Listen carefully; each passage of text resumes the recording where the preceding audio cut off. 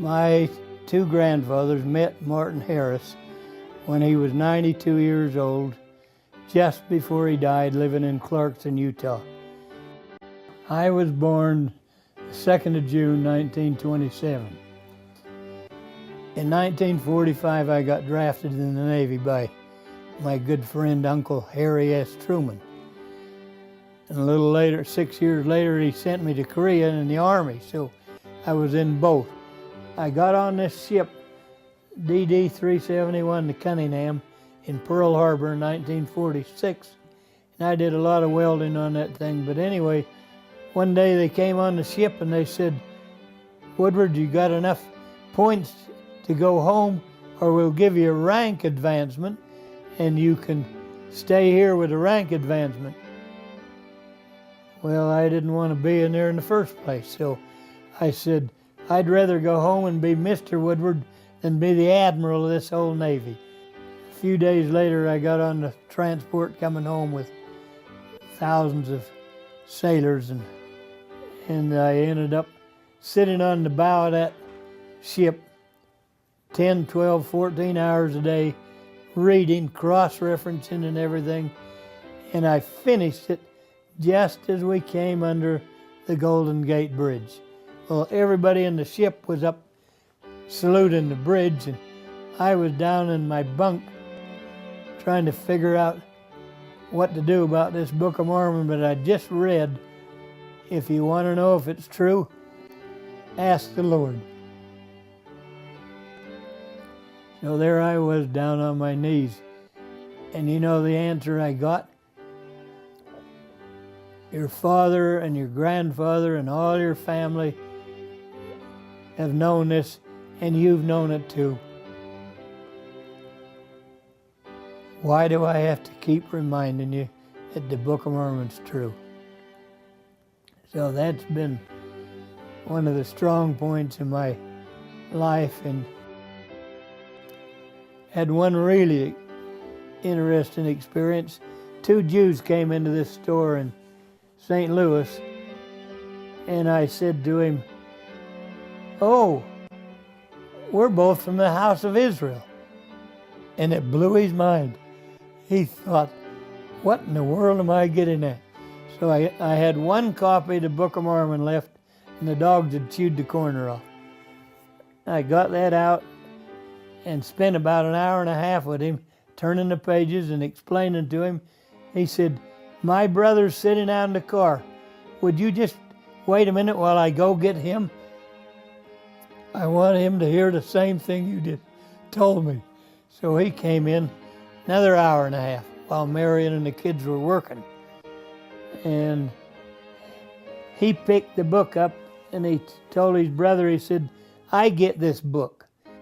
I said, "I'm sure we can get you another book." So the man I talked to first waited, and we got him a book.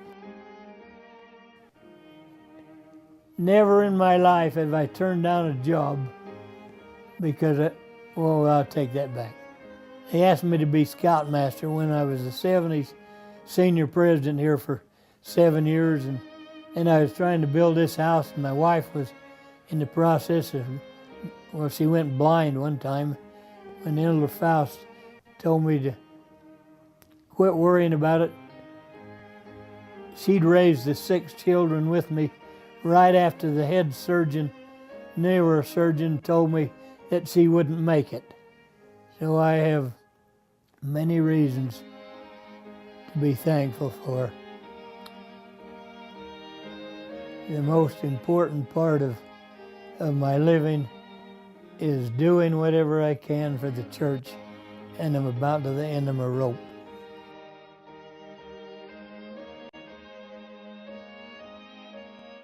My father's father was born in England, Hertfordshire, England, 1833, in January.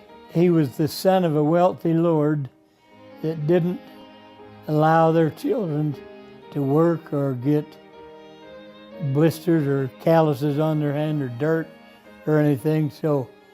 And they studied explicitly out of the Bible. And he'd go down to the square in Hertfordshire, and he heard these two Westerners speak, and they were LDS missionaries.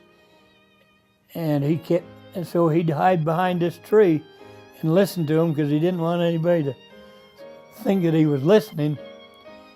He went home and he told his father, he said, "You need to come and hear these Westerners. They really know the Bible." And he said, "I told you, son, if you don't leave them alone, your inheritance would be totally cut off and you wouldn't get a single thing." Well, his father's name was Field, so he went to live with his grandmother, and her name was Woodward. A while later, he was adopted and took the name of William Woodward. He had been told that when you join this Mormon church, you end up going to Utah or to the States, and so his whole goal was to come out here. They rode down to Smithfield, which is 13 miles from Idaho border, and there they stopped in to see Martin Harris Jr.'s.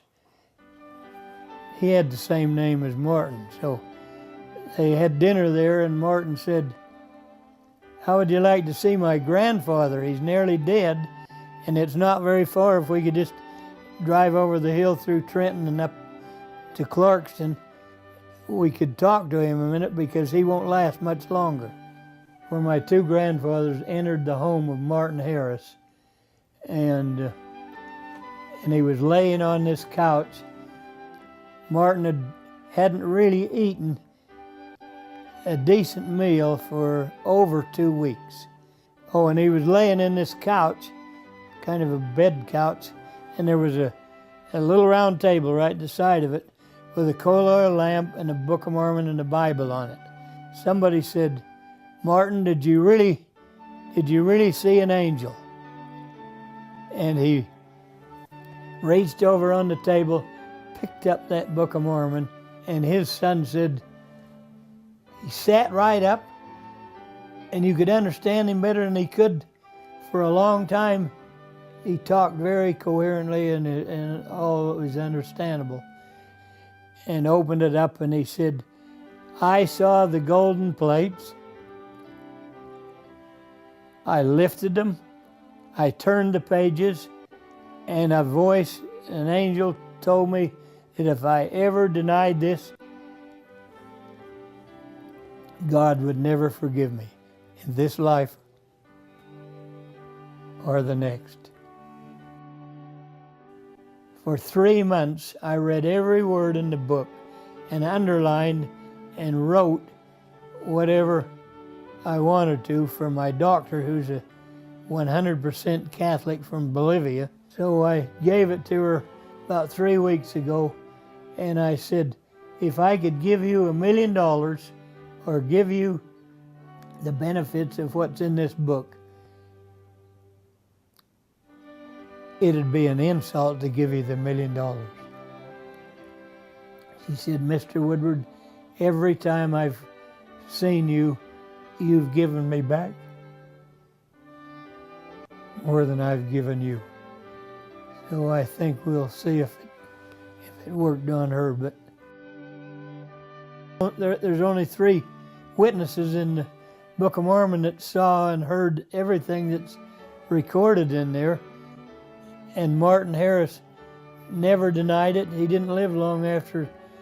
He didn't die that day, but he couldn't deny it.